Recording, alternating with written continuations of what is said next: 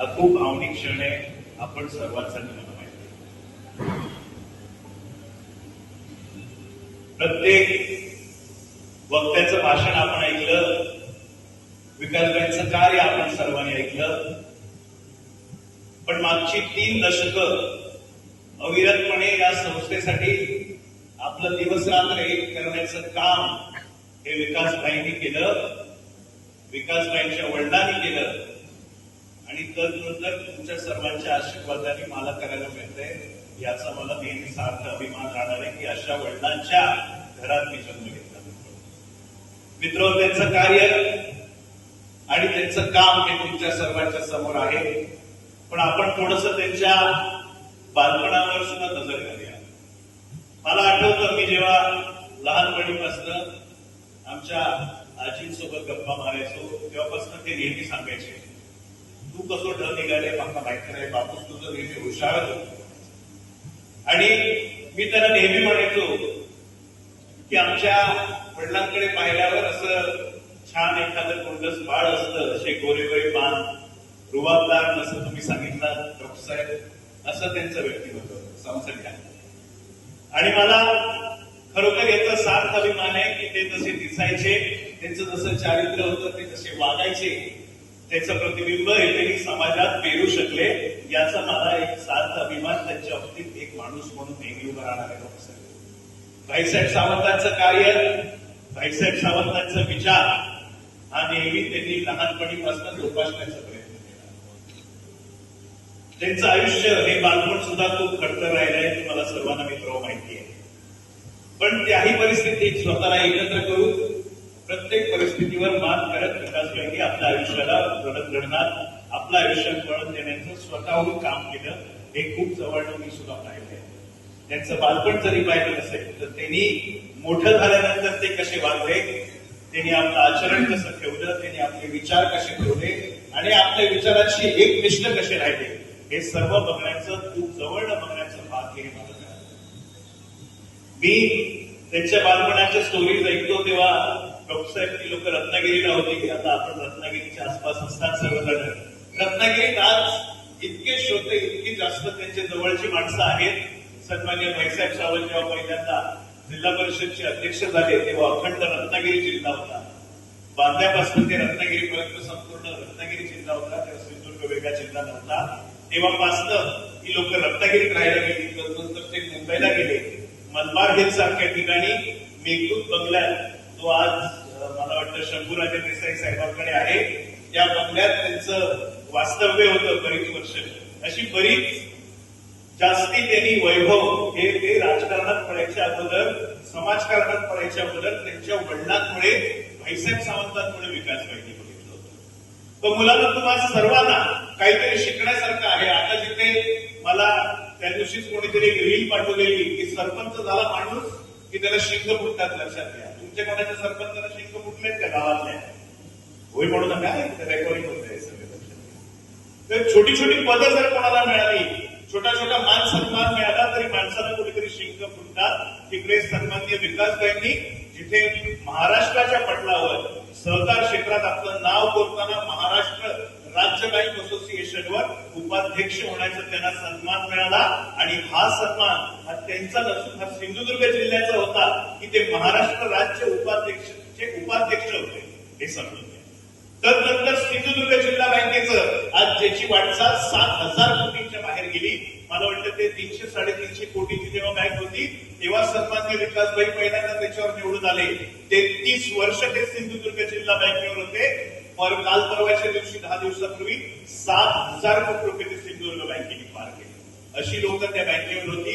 त्यामुळे त्यांनी त्या हिशोबाने ते सगळं एकत्र धरून ठेवलं. आणि मला असं वाटतं की अशा लोकांमुळेच आज हे सहकार क्षेत्र सुद्धा खूप पुढे गेलंय.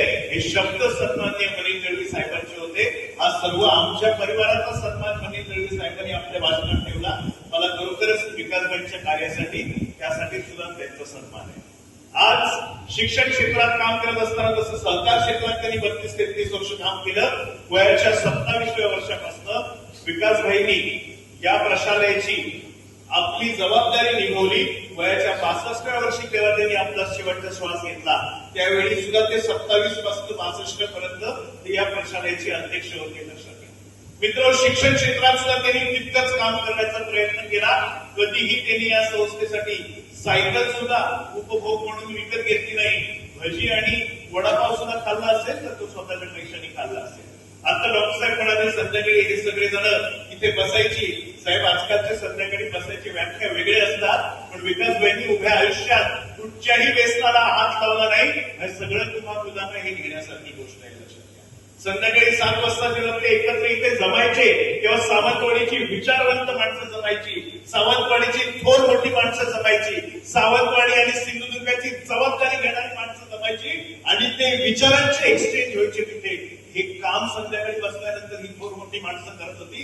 म्हणून आपल्या शहराची, आपल्या गावाची, या दरी डोंगराची आज 21व्या शतकात सुद्धा जर विचारवंत माणसं ही नसती तर आज अस्मिता मुलांवर ही टिकली नसती. आज जसं आज बागवे सरांनी सांगितलं, जसं आज डॉक्टर साहेबांनी सांगितलं, मला कौतुक आहे या सर्व लोकांचं की हे सर्वजण त्यांचं सगळं घेऊन पुढे चाललंय, त्यांचे विचार घेऊन पुढे चाललेत, त्यांचे आचार घेऊन पुढे चाललेत. त्यांनी दिलेली दिशा आपल्याला एक पावलांवर पाऊल ठेवून काम करायचं आहे. आणि मला असं वाटतं मित्र, तुमच्या सर्वांमध्ये मला खरोखरच ते सगळे गुण दिसतात. कारण तुमच्यासाठी काम करणारे हे सर्व शिक्षक वर्ग जे आहेत त्या सर्वांना एक खूप मोठा इन्स्पिरेशन हे विकासबाई नेहमी राहिले. विकासबाईंचं आयुष्य एक फॅमिली म्हणून खूप जवळनं मी पाहिलं. मी नेहमी सांगत असतो, इथे अमोल सावंत साहेब सुद्धा बसलेले आहेत, त्यांचं आणि विकासबाईंचं नातं खूप जवळचं होतं. पण मी नेहमी सांगत असतो की मला शेवटच्या 4-5 वर्षात नाईक साहेब अक्षरशः नेहमी असं वाटलं की मला कोणतरी मोठा मुलगा आहे असं मला वाटायचं विकासबाईंसोबत काम करताना. कारण विकासबाईंचे स्वतःचं काम करण्याची एक पद्धत होती, त्यांचे विचार होते आणि त्यांचे विचारावर ते एकदा ठाम झाले तर ते कुणाच्याही त्याच्यात हस्तक्षेप घ्यायचे नाही, हे त्यांचे विचार होते. लक्षात मला असं वाटतं की आजपर्यंत त्यांच्या आयुष्यात त्यांचा मुलगा म्हणून, त्यांचा एकुलता एक मुलगा म्हणून मला ते प्रिव्हिलेज मिळालं की मी त्यांना नाही म्हणू शकतो. विकासबाईंना नाही म्हणायची हिंमत कोणाची नव्हती. भले बऱ्या मोठ्या लोकांसोबत त्यांनी काम केलं, त्यांनी काम केली, लोक वेगवेगळ्या पक्षात गेली, पण विकासबाईंचं कार्य, विकासबाईंचा शब्द आणि आपली नैतिकता ही कधी विकासबाईंनी सोडली नाही. हा त्यांचा सर्वात मोठा कार्याचा सन्मान होता. आणि त्यामुळे मला असं वाटतं की तुम्हाला जर स्वतःला पाहायचं असेल, स्वतःला जर आयुष्यात पुढे जायचं असेल तर टाटा, बिर्ला, अंबानी अशा लोकांना आपण पाहतो ते खूप दूर असतात. पण ही लोक जी तुमच्या इथे वाढली, तुमच्या शाळेत शिकली आणि तुमच्यासाठी त्यांनी आयुष्यात घाम गाळला आणि निष्पाप पद्धतीने गाळला, अशा लोकांचं नेहमी आपण इन्स्पिरेशन ठेवूया आयुष्यात. मला एक किस्सा तुम्हाला सगळ्यांना सांगायचा आहे गमतीचा भाग म्हणून. या प्रशालयात 11वी 12वी मी सुद्धा शिकलो. तुम्ही आता 12वीची मुलं इथे आहात, 11वीची बरोबर, 10वीची पण आहे. 11वी 12वी मी इथे शिकलो. आणि हा जो तुमचा आता ड्रेस कोड आहे ना, युनिफॉर्म, तो तेव्हा नव्हता आमच्या काळात. आमच्या काळात म्हणजे मी एवढा काही म्हातारा नाहीये आमच्या काळात म्हणाला, पण आमच्या काळात हा ड्रेस कोड नव्हता. तर जेव्हा पहिल्यांदा ड्रेस कोड घ्यायचा जेव्हा वेळ आला डॉक्टर साहेब, त्यावेळी मला आठवतं की 12वी मी जीएस झालो. मी जीएस झाल्यावर तुमच्यासारखी सगळी मुलं माझ्याकडे जमली. आम्ही इकडेच एक मोठी मीटिंग घेतली आणि आम्ही सगळ्यांनी ठरवलं आपण प्रशालयाला जाऊन सांगायचं की आम्हाला ड्रेस कोड देऊ नका. 10 वर्ष आम्ही युनिफॉर्म मध्ये राहिलो आणि 2 वर्ष आम्हाला युनिफॉर्म मध्ये राहावं लागणार. प्लीज आम्हाला ड्रेस कोड देऊ नका. खूप जास्त प्रॉब्लेम्स बाहेर झालेले. आपली मुलं बाहेर जायची, कुठेतरी बाहेर फिरायची, ते ड्रेस कोड नसल्यामुळे कळायचं नाही. आणि बाहेर त्यांना काहीतरी झालं तर ते प्रशालयाच्या वेळेदरम्यान बाहेर होते, म्हणून खूपदा आपल्यावर एलिगेशन घातले गेले. म्हणून विकासबाईंनी हे 11वी 12वी मध्ये हा ड्रेस कोड आणला. पण त्यावेळेला मी जीएस होतो आणि माझ्या आयुष्यातलं कदाचित हे पहिलं आंदोलन होतं. पण ते आंदोलन करायला मला हिंमत नव्हती, आमचे वडीलच होते. म्हणून मी ठरवलं हे आंदोलन आपण वेगळ्या प्रकारे करायचं. आम्ही घरी ते जेवायला बसलेले, टीव्ही समोर ते जेवत होते, मी जाऊन त्यांच्या बाजूला बसलो आणि हळूच बोलून त्यांना सांगायला लागलो, पप्पा म्हटलं ड्रेस कोड आणू नका. म्हटलं 10 वर्ष झाली म्हटलं आम्ही त्याच कपड्यांमध्ये होतो म्हटलं आमच्या शाळेत असताना, परत तुम्ही 11वी 12वीला आणणार ड्रेस कोड, जरा प्लीज म्हटलं मुलाबाबतीत समजून घ्या. आम्हाला कॉलेजमध्ये गेल्यासारखं वाटतंय, थोडेसे पंख फुटतात 11वी 12वी मध्ये आल्यावर. विकासबाई तरी सुद्धा जेवत राहिले, काय बोलले नाही. मला खरोखर असं वाटलं की कन्व्हेन्स झाली. मी दुसऱ्या दिवशी शाळेत आलो, परत तुमच्यासारखी सगळी लोक जमली, इथेच आम्ही उभे राहिलो आणि सगळ्यांनी मला विचारलं काम झालं. मी म्हटलं टेन्शन घेऊ नका, सगळं झालं. आणि थोड्या वेळानंतर कॉलेज भरलं, आम्ही आपापल्या वर्गात गेलो. आम्ही आपापल्या वर्गात गेल्यानंतर मला वाटतं पहिल्या की दुसऱ्या लेक्चरला त्या वर्गात पंडित काका आले. ते म्हणाले विक्रांत तुला बोलवलंय अध्यक्ष झाला. मी आलो, माझ्यासोबत 3-4 मुलांना आणि बोलवलं. विकासबाईंचा फोटो समोर आहे, इकडे माझा पाटेकर मागे उभा आहे. मला त्या प्रशालेच्या आपल्या प्रिन्सिपल केबिन मध्ये मॅडम बोलवण्याच्या 3ऱ्या सेकंदाला तिकडे टेलर उभा होता, ज्यांनी माझी मापं घेतली फटाफट. आणि मला कळलं तू माझी माप का घेतोय, माझ्या पॅन्टचं माप घेतोय, माझ्या शर्टाचं माप घेतोय.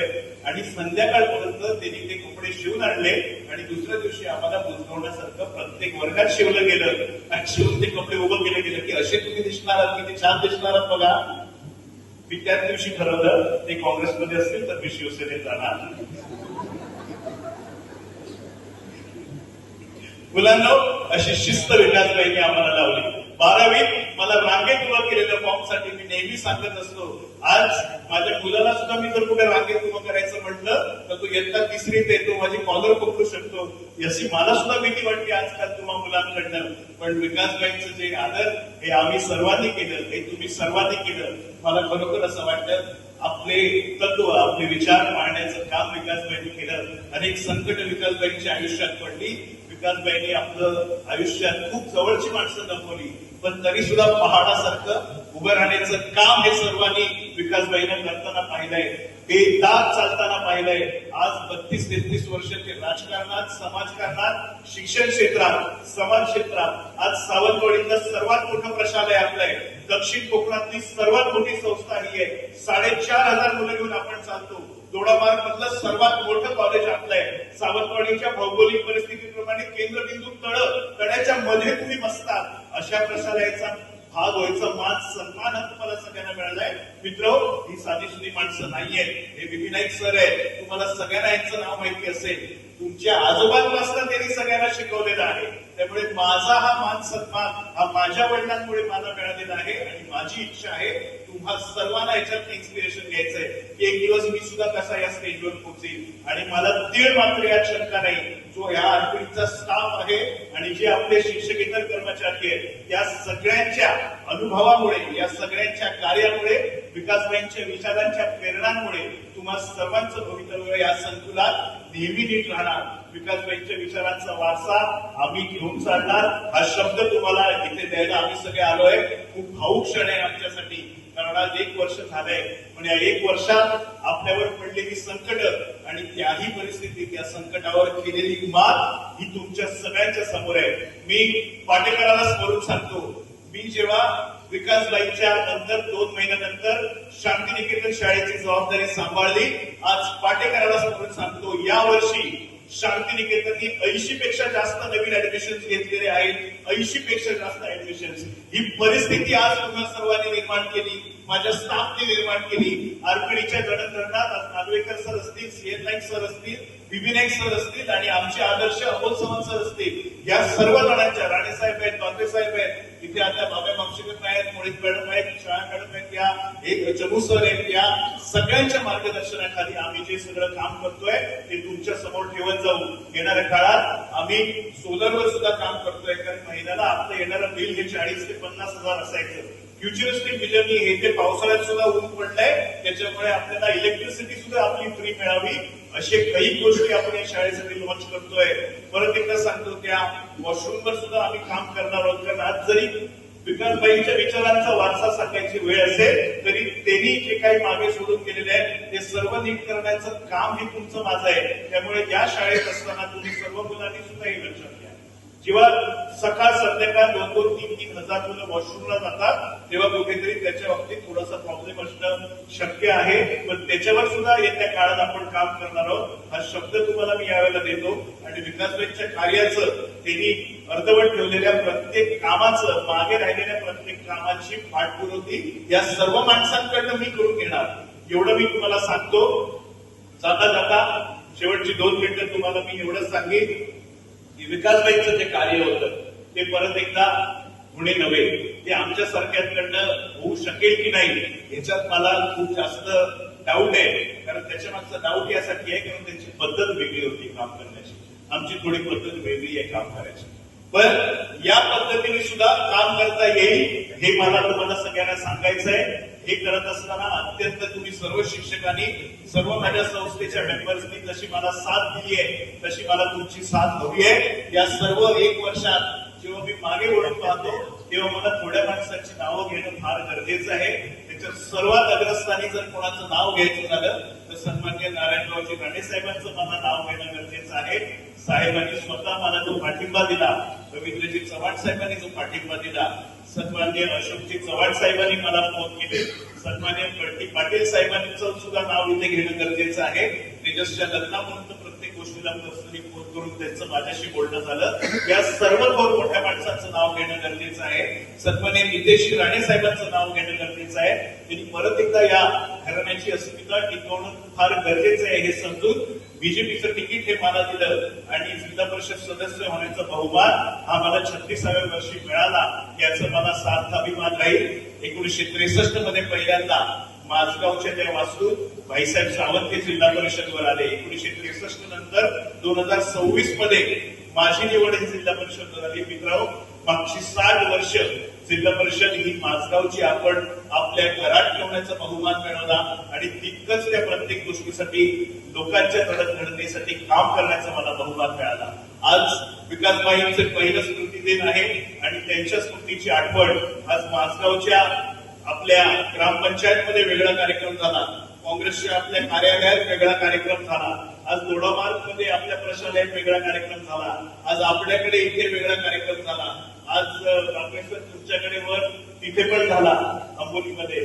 मला असं वाटतं की त्यांच्या कार्याचा जरी आपण सन्मान हा अशा कार्यक्रमांना करणार असेल तरी त्यांच्या विचारांनी आपण सर्वात जास्त करावा. या पुढच्या काळात प्रिन्सिपल मॅडम आपण इथे आहात, नवीन प्रिन्सिपल मॅडम सुद्धा आहेत. एक अमोल सावंत साहेबांनी खूप छान गोष्ट सुचवलेली आहे. यापुढे विकासबाईंचं नाव अगोदर आपण कधीच कैलासवासी लिहायचं नाही तर आपण स्वर्गवासी लिहायचं, कारण त्या नावाला खूप महत्व आहे. त्यामुळे काय लिहावं याचं सुद्धा तुम्ही सगळ्यांनी भान ठेवावं आणि यापुढे तुमच्या प्रशालयाला जे काही तुम्हाला उपयुक्त असणार ते विकासबाईंच्या विचाराचं प्रत्येक गोष्ट इथे पेरायचं काम आम्ही करणार. मी एवढंच सांगतो आणि तुमच्या भावी वाटचालीस सर्व मुलांना मी शुभेच्छा देतो आणि विकासबाईंच्या या आठवणींना उजाळा देत असताना मला खूप महत्वाचं एक नाव भाईसाहेब सावंतांचं जे आपण वारंवार घेत असतो, भाईसाहेबांचा विचार, विकासबाईंचा विचार हा सदैव आम्ही असाच पुढे ठेवू एवढं सांगतो आणि माझे 2 शब्द संपवतो. जय हिंद, जय महाराष्ट्र.